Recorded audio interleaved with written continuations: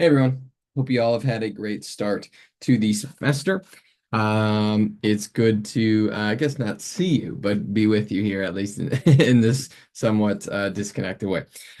So today we are going to dive into actually our course content. So we had our course introduction on the 9th. We're actually going to dive into our course content today. So let me share my screen to start.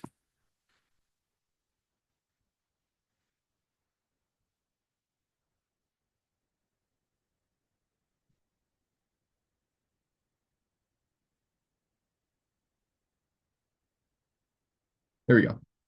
So, like I said, we're gonna dive into medical sociology today. But the first thing we're actually gonna do is dive into some of just the foundations of sociology, because that's gonna provide us a good framework as we go through the course. As this being a sociology course, for some of you, maybe it's gonna be a reminder, a refresher. Some folks, maybe it's gonna be new, but just gonna be diving into some basic foundations of what is sociology, that sort of thing.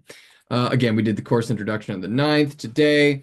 Also want to do just send you a little reminder out there that to complete your weekly Moodle prompt reflections. You don't do it now, but at the end of the week, make sure that you add a discussion prompt. Our first discussion prompt is this week, starting this week. So make sure to complete your own reflection and then to respond to at least one other student's discussion prompt as well. So respond to another classmate, complete your own. Make sure you do that by the end of the week. Now let's get into it. What is sociology? Because again, this is a sociology course, so we want to make sure that we have some foundation. So think about what comes to mind when you think of sociology, the social world. That's what we're looking at. In sociology, this is what we're doing. Sociology is the systematic study of society, the social world, of social institutions, social relationships. Sociology seeks to understand how human behavior is shaped by social structures, cultural norms, and collective values. So maybe you've heard those language in another sociology class. Maybe you've heard those terms externally in non-sociology courses or academia. And those are the things we're looking at.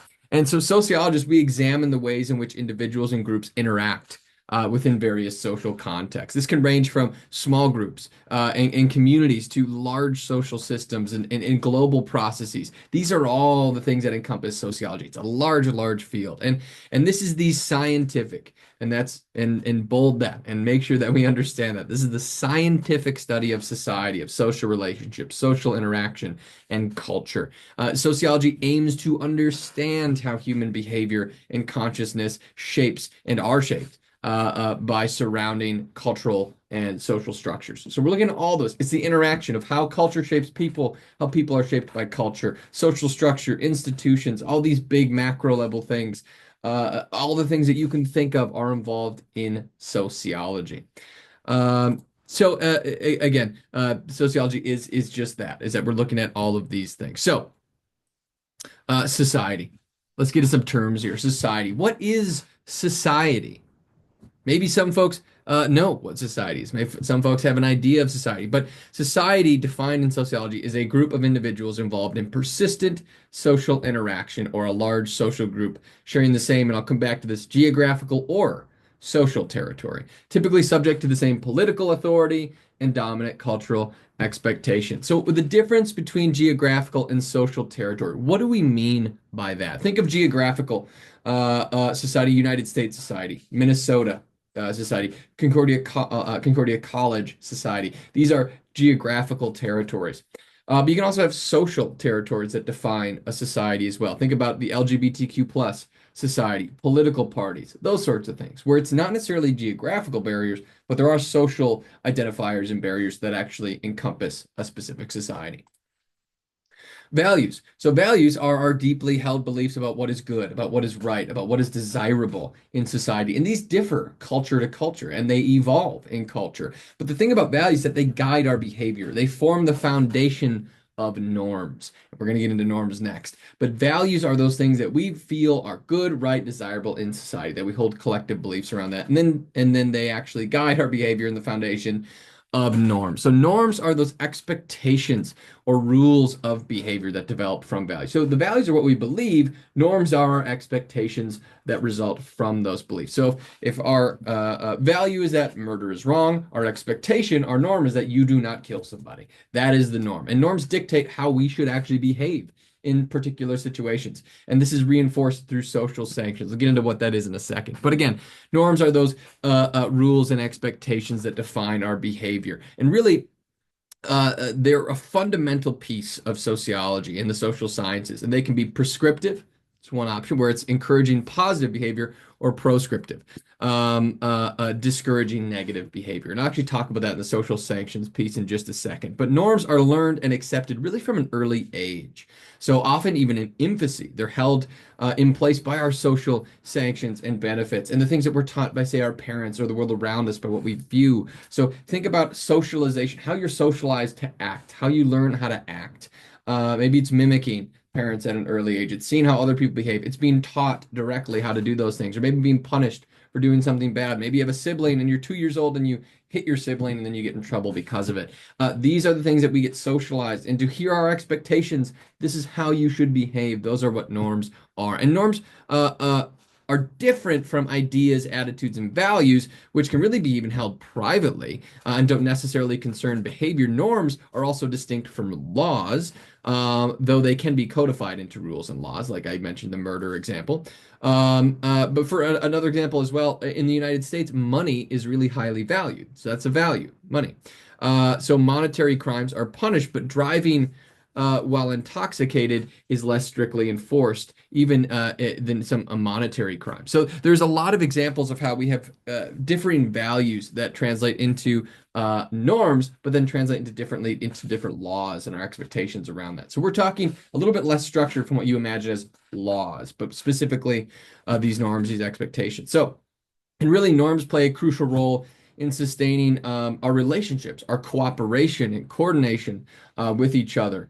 Norms are the things that kind of create some sort of semblance of connection and connectivity and social order. If we had no norms, there would be no ideas or standards around how to behave with one another, how to treat one another. So I mentioned the social stank, so that these norms are enforced through social sanctions. Social sanctions are the rewards or punishments used by a group to encourage conformity to its norms and values. So essentially acting like a mechanism to enforce social control by shaping your behavior, by shaping individual behavior to align with societal expectations. So social sanctions can be positive, such as praise or recognition. Hey, you helped your grandmother across the street. Good job. And then you get a high five, or you get people telling you that was really great to do that. It also can be negative, like criticism or exclusion. Maybe like you hit somebody in public and you get shunned for it. Or maybe you said a cuss word in the middle of a religious ceremony and people look at you funny and people say that's not acceptable. So it can be positive or negative. And it can be applied formally, like things like a legal punishment or an example of a social sanction, but also informally, like a disapproving look or someone yelling at you, depending on the situation there. That's norms. And then norms lead into roles. So roles are the behaviors expected from an individual who occupy a particular position or status within a social structure. So the roles come with specific duties and responsibility. If norms are the rules and expectations of behavior that are deeply set, roles are the behaviors themselves. So roles are the types of behaviors you actually enact based upon the norms. So values dictate norms, norms dictate roles, and then roles actually dictate status. So a status is a recognizable position within a social structure that an individual occupies. So status, for example, like your status as a student, right? Or my status as a professor. So think backwards from that. Think your status as a student. Think about the role. Now, your role as a student, because of your status. Your role has specific duties as a student. You have to study, you have to go to class, you have to turn in assignments. Those are your roles. And your norms are that, well, you have social sanctions around those things. Those are the norms of what going to college or going to having an education is about, that you do those things. And it's based upon our values that we should follow authority, is that education is a good thing. See how it all leads to each other, and you get more and more specific. So, Also about status, it can be ascribed. Ascribed means assigned at birth. So status of your demographics. So race, gender, age, those things are ascribed statuses, but achieved statuses are things earned based on actions, like a profession. Okay, you got a promotion, you're now a case manager, now you're a supervisor, you're a CEO. Those are achieved statuses versus your ascribed statuses, the things you really can't control, the things you're assigned at birth. Hopefully that all makes sense.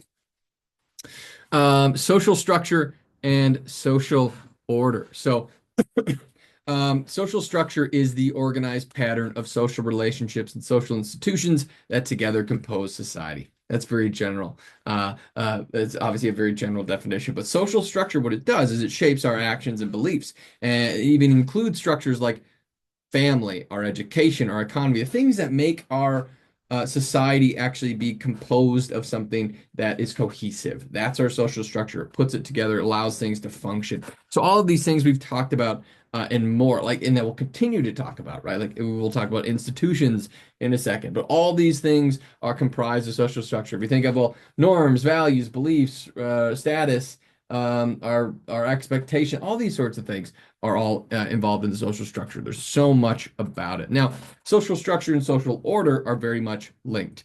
In sociology, social structure is the framework of relationships between people and groups that shape and limit human behavior, shape and limit human behavior. And what social structure is made up of, I mentioned in the last slide as well, are institutions. Social institutions, this is a huge component of what we study in sociology. So sociology studies these major structures in society, such as family, such as education, religion, the economy, government.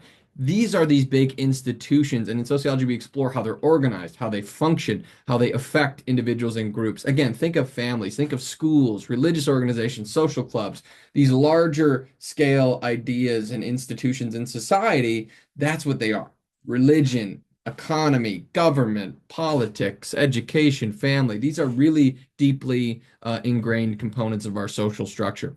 And what they do is they allow people to interact and live together in society effectively. These institutions have different purposes, they have different rules that guide behavior and interactions in different settings, oftentimes coinciding or crossing over with one another.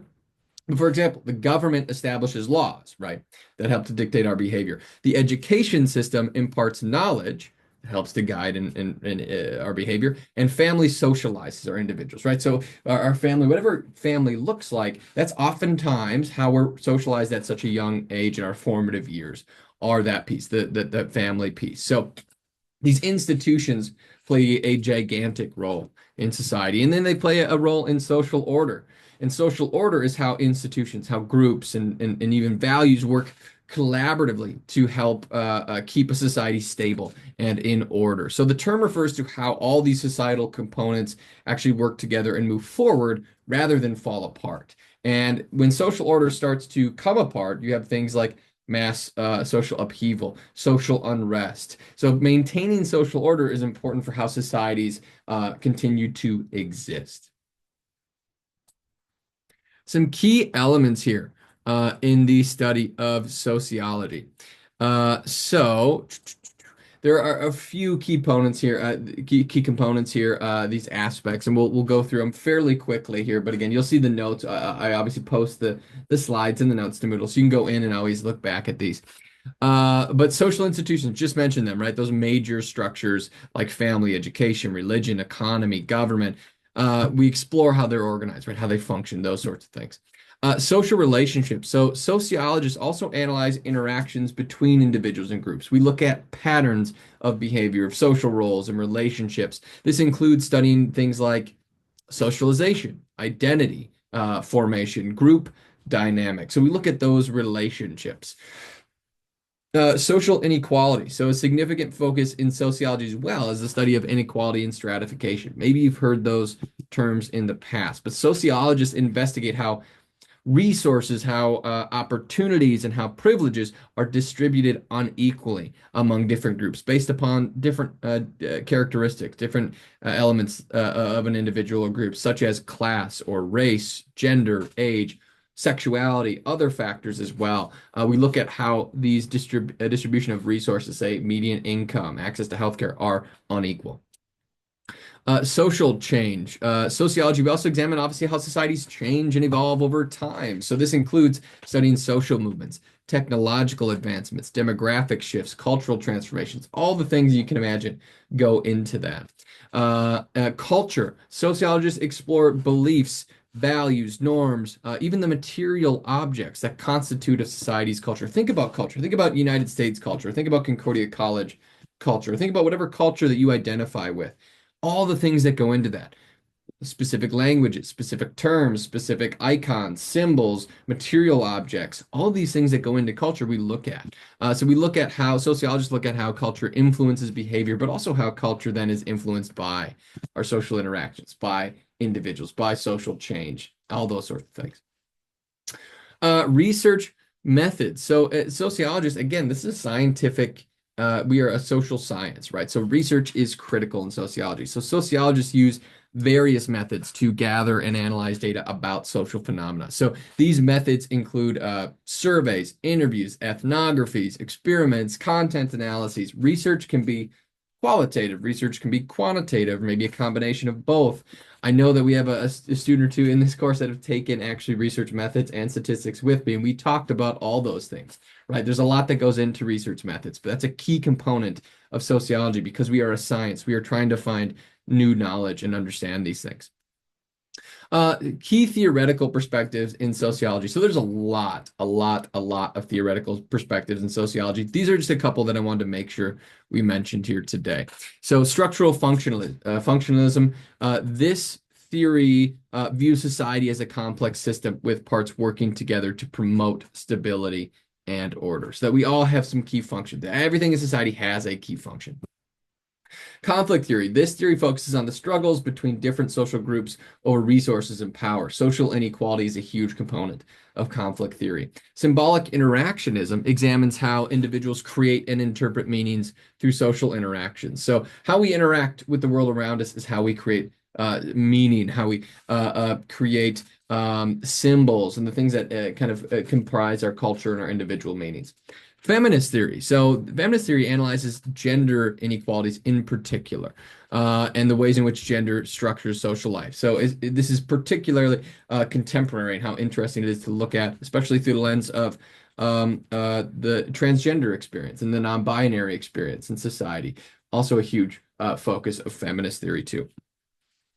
And then critical theory. Critical theory essentially, I think, critical theory critiques social structures and really seeks to identify and challenge power dynamics and injustices. And critical theory and conflict theory, there's a lot of connection there. There's a lot of coinciding of the main points of study in these two theories. So there's a lot more theories in this, but these are some really main powerful theories in sociology that maybe you should familiarize yourself with. Look a little bit more into these theories. You could use them in maybe some of your assignments in this course. They're really interesting and good frameworks for understanding sociology.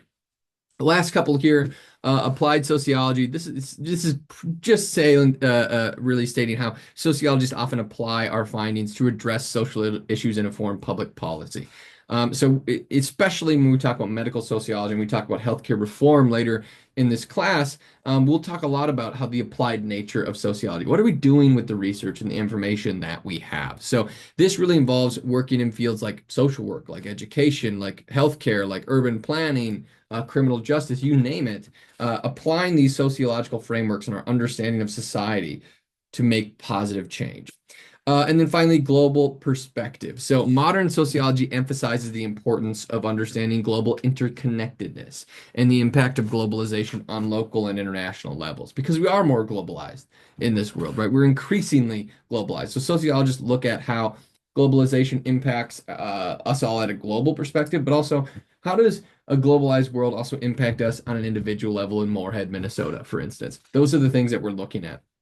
And we look at a lot of things in this framework. So transnational processes, migration, global inequality, cultural exchange, you name it. We're looking at all how these things actually trickle down and impact local communities all the way up to impact at the international level.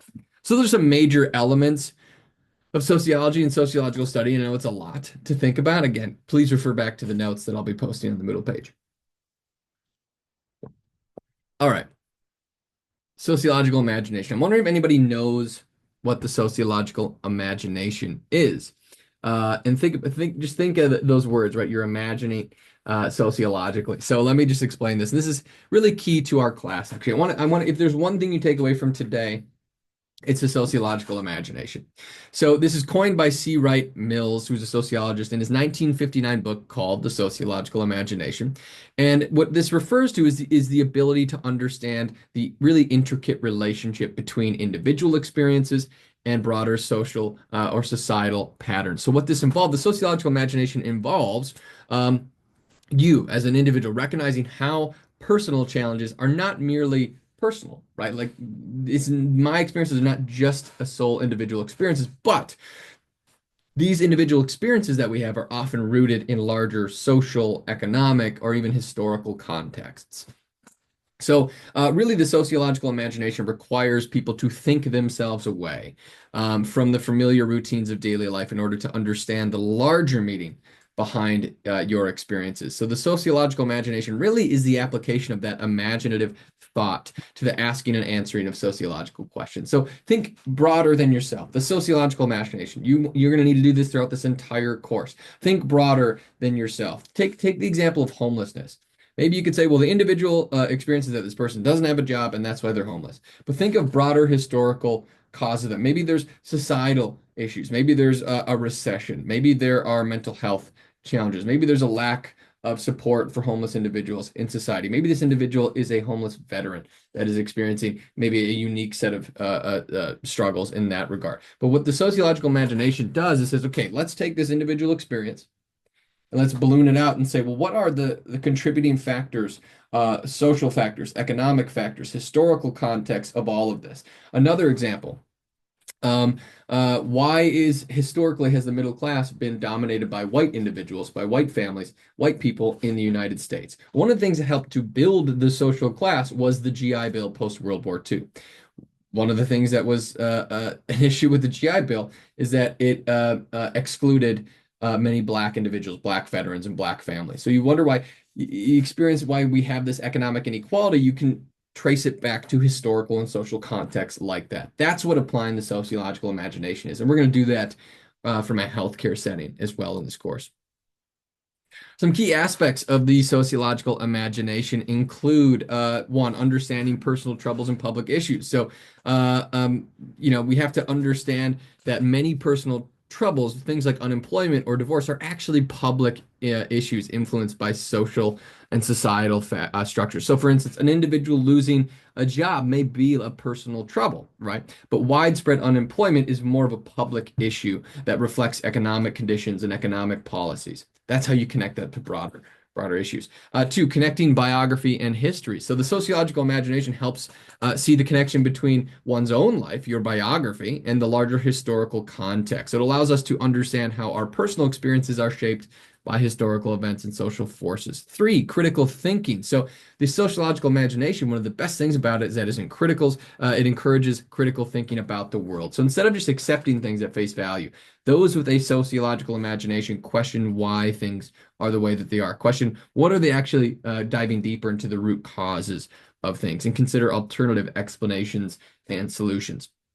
Finally, empathy and understanding. So developing a sociological imagination fosters empathy and understanding by helping individuals appreciate the diversity of experiences, appreciate the perspectives within society, by understanding there's so many deeply held and contextual components that are going into all of this. Another example, consider the example of the issue of obesity. So a person with a sociological imagination would look beyond individual choices and consider factors such as food deserts, advertising, cultural attitudes towards food, economic inequality, and public health policies, that all these things contribute to the prevalence of obesity in United States society. So in essence, the sociological imagination empowers you as an individual to see the link between your personal lives and the larger social forces at work, enabling really a deeper understanding of both individual and social dynamics. And these things So take that imagination, right? Take this sociological imagination that you will develop, that you are going to have, and apply that to the medical world. And understand that the medical issues that we're talking about in society, that we're facing in society, that oftentimes may seem like individual, personal struggles, are more deeply held and rooted in broader structures and contexts. All right, so just the final. Let me see here. Let me just check. Yes, so we have a few more slides left, but I want to talk about socialization. Socialization is important. It's an important concept in sociology. So, socialization, you can see up there, the process in which individuals learn and internalize the cultural norms, values, beliefs, and behaviors of your society or your social group. So, it's just essentially this process that how we learn to act in society or in a group. And does this process stop? What do you think? I'll pause it. You can pause it here and think if you want to more. But hint, no, it does not stop. Socialization is a lifelong process that really begins in childhood, but continues throughout one's life. So we learn and are exposed to new things all the time. Societies and cultures change. We change with it. We spur change, but also culture changes us. Socialization connects and really is connected to all of the things that we've discussed and will continue to discuss. So much of our understanding of each other, of society, comes from socialization and how the process has impacted all of us. So your the development of sociological thinking. Just wanted to go over some quick history of sociology here in the next couple of slides. But the development of sociological thinking has really evolved through various stages and really been shaped by historical events, by intellectual movements, and social changes. So the following are just a couple of key components here. One, sociology has its origins in philosophy and the Enlightenment. So sociology's roots can be traced back to actually ancient philosophers like Plato and Aristotle, really pondered social order, things like governance. But it was really during the Enlightenment in the 17th and 18th centuries that more systematic thinking about society emerged. So I'm sure you maybe heard about the Enlightenment before, right? That a new breadth of scientific thought and sociology really, although it was not named and structured at this time, a lot of sociological thinking is rooted in this form. And you can see key figures in the notes when I post them as well. People like John Locke, those sorts of folks. The birth of sociology, number two. So the Industrial Revolution. You can think about what happened during the Industrial Revolution, right? Work changed, society changed, the economy changed, these broad social changes to our institutions. The dramatic social changes that were brought by the Industrial Revolution in the 18th and 19th centuries, things like urbanization, class conflict, shifts in family structures. These things created a need for a new science to understand transformations in society. And Augustus Comte is often called the father of sociology. He coined the term sociology in the early 19th century. He proposed that society could be studied scientifically, just like other sciences, just like the natural world, just like biology, these sorts of things. It introduced the idea of positivism. So the birth of society really is traced back to these 18th and 19th century, Augustus Comte being a primary figure there. And then some classical sociological theories that really set the stage for what sociology would be. Karl Marx. You can think of what comes to mind when you think Karl Marx. Karl Marx is so often it's when we think Karl Marx, it's communism and socialism. And while that's true, these components, but also his focus and ideas came from the foundation of some key analyses. So, yes, socialism, communism, these are really prominent ideas that came out of Karl Marx. But Marx also focused on class struggle, capitalism, the economic foundations of society, and his ideas about power, about exploitation and social change became central to conflict theory. And as I just mentioned, conflict theory persists today as a major theoretical concept. It's because these early thinkers developed a foundation for how we think about some of these things. Emil Durkheim. So Durkheim emphasized the importance of social institutions, like we just talked about, collective consciousness, and maintaining social order. He introduced the concept of social facts, which we'll talk a little bit more about, and is known for his studies on religion, education, and suicide. And specifically on suicide, maintaining that suicide is actually a social phenomenon, not just a personal individual one. Max Weber. Weber explored the roles of ideas, of culture, of bureaucracy in shaping society. His work on what is called the Protestant ethic and the spirit of capitalism and theories of social action and authority remain influential today. So if you want to look up more on these classical sociologists and some theories, they may come up throughout the course, but especially in, say, an intro to social class, we would talk more about them. But really fascinating ideas that set a groundwork, a framework for how we view things today. Expansion and diversification. So in the early 20th century, can you imagine what was happening in the early 20th century, right? You got women's suffrage, World War I, all these sorts of things. Sociology expanded in scope and methodology at this time. So the Chicago School, for instance, where a huge breadth of sociology came from, focused on urban sociology, social psychology, emphasizing empirical research and participant observation.